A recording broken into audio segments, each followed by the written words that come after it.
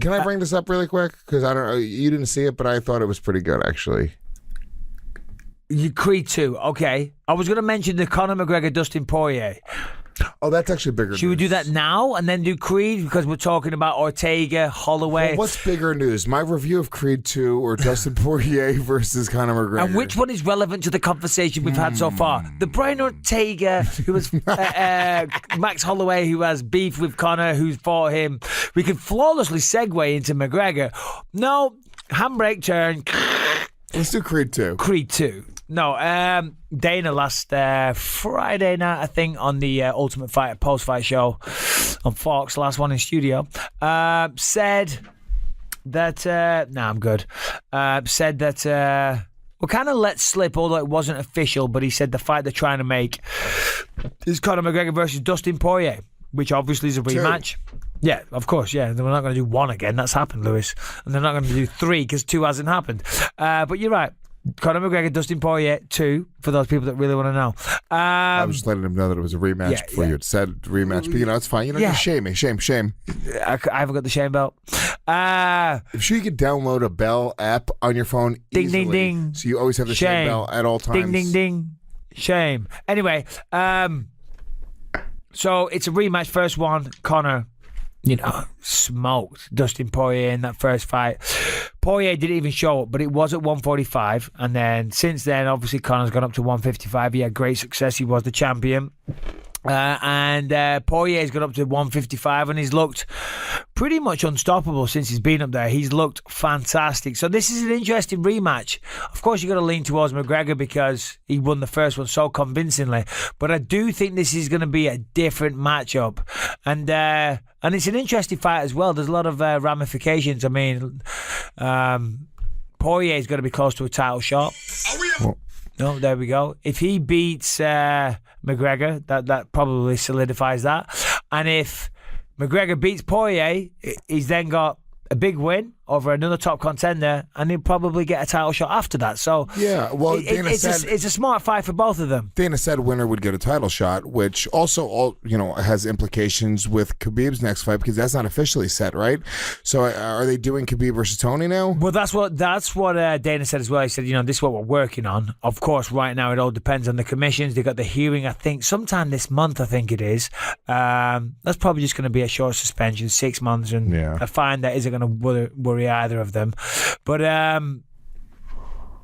think he did say it's Ferguson Khabib are going to fight. That makes sense. Yeah, no, it is. I said this a couple of weeks ago on the show, but it does feel like the smoke has settled and the UFC is sort of on the track to just fucking to where they were. Like all these fights that make sense are happening. Conor should come back and fight a guy who is right there, top 3, top 4 in the division, who has a win over a guy who he should beat.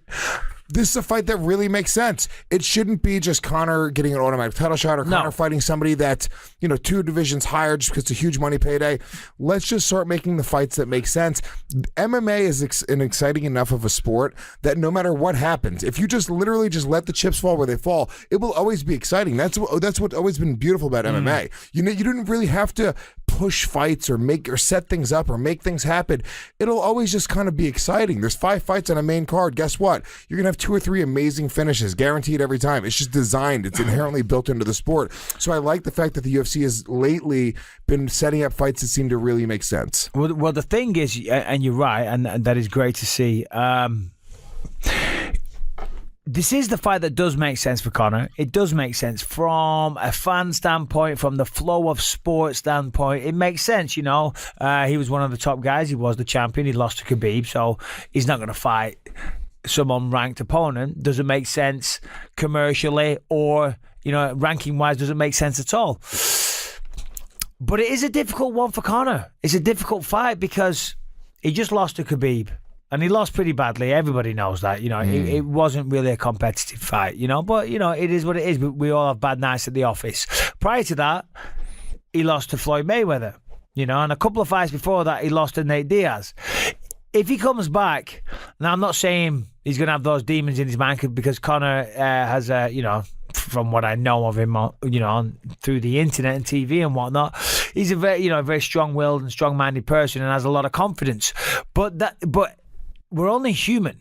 And the more times you get beat, and the more times you take punches, and the more times, that you're made to eat your words, that false confidence or that true confidence or whatever you want to call it does start to diminish a little bit, because we are only human. And when you're undefeated at the start of your career, you believe you can fuck anyone up. You believe you can just walk through them because you have been doing, and for the most part he was. So that just fuels it even further. You're like, I can take anybody. That's how I felt when I was undefeated. I thought there's not a single man on this planet that can say shit to me, but then you start racking up a few losses. You start saying, hold on a minute, maybe we're going to start giving people, maybe a couple of guys give me a bit of a problem. You don't have conversation. Yeah, we can at least talk about it.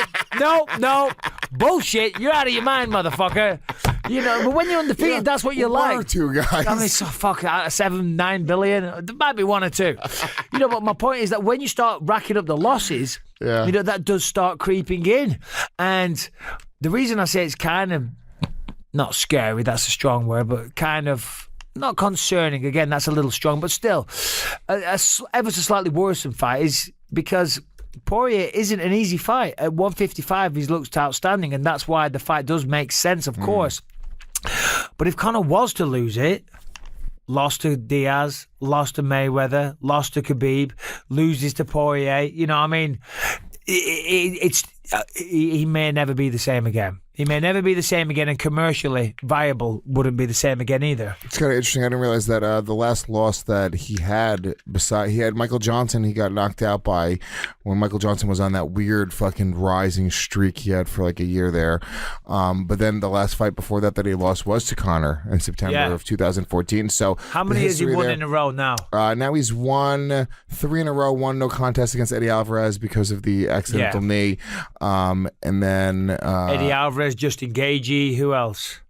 Anthony Pettis, Jim Miller, lost to Michael Johnson, and then he fought some lower level guys before that. So it makes sense. But look, to be honest with you, no matter how much those demons creep in for Conor McGregor, he still has that data imprinted in his head of fucking destroying Dustin Poirier. Yeah, no, you're right. I don't think it's the confidence. I don't think it's going to be an issue. I think at that point, I think no. I was saying confidence issues going into the fight. If he, well, think about that. A guy who crushes you in the first fight. It's a hard. And but by the way, you can speak of this. You've avenged. How many losses have you avenged? The only rematch I've had in the UFC is Rockhold, I believe, on Henderson. Yeah, Henderson. You've avenged. You've avenged two. Two, yeah. 2 losses, big losses, high profile, fucking huge fights. Okay. It's exciting for the guy that lost the fight. Because it's exciting because you get a chance to rectify what went wrong. You get a chance in your mind to set the record straight. You get a chance to have a different approach and go at it again. You get a chance to learn from what you did wrong. And on the flip side, the guy that wins it, they've, you got more to lose. You got more to lose. The guy that's challenging, if you get beat again, well, so what? You've already fucking been beaten by them. You know what I mean? So it doesn't matter that much, because that narrative is already out there that they can beat you. Because it's all about pride for fighters. It's all about pride. Of course, money, all the rest of it, but pride's the main thing. And if it's already out there that everyone in the world thinks this guy can beat you, that's not a thing that you're thinking about. And they, on the flip side, the person that won the first fight may get overconfident and think, oh, this guy's a walk in the park. I nailed this motherfucker last time. It's all good. Whereas the other guy is, working his ass off. It's like if it was a Rocky movie. I know you're down to talk about Creed 2. You got fucking, what's he called? What was Mr. T called? What was his character? Clubber Lang. Clubber Lang. You got Clubber Lang fucking going psycho and fucking Rocky's doing the commercials and shit. You know what I mean? Yeah. So that could happen as well. So it's a good fight. It's interesting. Oh, yeah, it's a great fight. And I think that that you did bring up something interesting, though. I would assume that the pressure would be higher for Dustin Poirier coming into it, having like in his head, knowing he lost, got knocked out. But I never really thought about it, sort of the pressure being taken off you a little bit. And also... Well, no, there's pressure on for sure because, he still wants to be the champion, and now he's got to fight somebody that's beaten him once that could possibly derail him and lose any chance of a title shot or being the champion. So, of course, there's pressure there, but I'm just saying, it's a mixture of emotions. And is it or is it not? It's a mixture of emotions because you get a chance to redo it, you get a chance to rectify all that good stuff what I said, but you are also fighting the guy that made easy work of you. And it's also for Conor, or I'm saying for Dustin Poirier fighting Conor, it's basically a lottery ticket. Your main event, you're going to get a portion, or you don't get a portion of the pay-per-view when your main event, not necessarily, right? See, this is an interesting one because I guess not, because it's not a title fight, right? It's not a title fight, and if you're not a champion. Although Conor, being the star that he is, and sure knowing his management, he'll be on pay-per-view. If he's not getting pay-per-view, he won't fight. Simple as that. Period. So that's not even a conversation. So he's getting pay-per-view for sure. But if you're not the champion, generally they don't give you pay-per-view points. It does happen on occasion here and there. I'm pretty sure Brock Lesnar would do. Maybe CM Punk did. I did as the challenger when I wasn't. When I fought Rockhold the second time, I got pay-per-view. So it does happen on occasion. It depends on how you negotiate. But how you negotiate. And the rule generally is that you don't. But I think if I was Dustin Poirier, and for sure that's going to be on a pay-per-view, and for sure they're going to be main event. And if I'm Dustin Poirier, I'm like, listen, I want fucking pay-per-view on this fight. Yeah, and if it's not pay-per-view, I want an increased guaranteed purse because, it's a huge. Conor generates big numbers. Yeah, he generates big numbers, so I'm not taking part of this big number fight if I'm in turn not going to get a big number. Yeah. And the UFC are pretty fair. So of course, I think so. But I'm saying for Dustin, that fight, it's weird because, it's almost the same way that Dan Cormier looks at Brock Lesnar. It's almost like the same way you looked at GSP. It's sort of like a lottery ticket. You get a fight where, the fight aside is inconsequential, the pride, winning the fight, all the other stuff. But when it comes down to... I didn't look at GSP as a lottery ticket, but, I wanted to fight him because he was one of the best ever. And we'll do some big pay-per-views and make some money. But I see the point that you're making, right. And I agree with the point that you're making.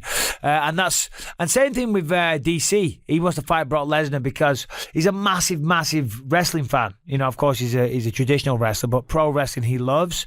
And Brock Lesnar's a legend from that world. And the icing on the cake is that they'll fucking make a shit ton of money and he can help him retire on that money. I'm sure DC can retire now, but having an extra few million, 5 million, 6 million, whatever is never a fucking bad thing, Does not hurt.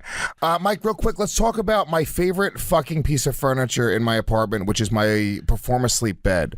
Love the Performance Sleep bed. If you guys don't know, we've talked about it a few times on the show. It was a bed that was designed by athletes to enhance recovery while you sleep. They use copper cool technology, which is a combination of gel particles and microscopic copper particles infused throughout the foam to create cooler nights, give added supports, and all of the great benefits of copper. Yeah, but Lewis, that isn't all copper does, because the gel beads, they infuse in the foam to form together under the body, giving variable support in deeper compression areas such as the hips and the shoulder blades. I can't believe you didn't know this. This prevents the sleeper from bottoming out and also helps keep their spinal alignment in perfect position to prevent any type of back pain, Lewis. Did you know that? This is why you're so dumb. This is the reason why you're maybe in the bottom 3 stupidest people I know, because you had no idea that copper is a natural heat conductor, did you? What? You had no idea. You didn't know. I thought people just wore those copper bracelets as some kind of weirdo. Yeah, you thought they were trying to be cool. I've got 3 at home. I tried them on. I'm like, no, it doesn't work for me. Nope. I stuck 2 in my mattress. It didn't quite work the same either. I'm like,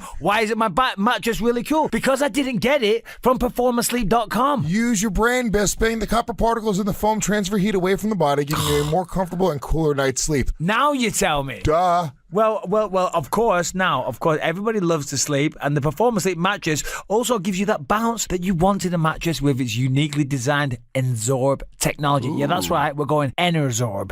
Enerzorb. Technology allows you to sleep on top of your mattress rather than sinking down into the mattress. On the mattress, not in the mattress, which will in turn result in create optimal support and heat dissipation. Not on turn, in turn create. Exactly. Not on turn. And guess what? Here's the best bit, Lewis. Oh my God, they're easy to buy. So easy, in fact, that Performance Sleep offers free shipping straight from the manufacturer to your front door. What does that do? Why is that important? It cuts out the middlemen, those horrible middlemen. They get the markups, the retail markups, and they make it a hassle-free experience. And of course, Lewis, one more thing. They get to try it, right? 100 nights in your home, risk-free trial. 100. You can have orgies on this thing. You can pee the bed. You could piss the bed. You can invite all your animals from the neighborhood, strange pets. Jerk off. You can jerk off in your bed all night long.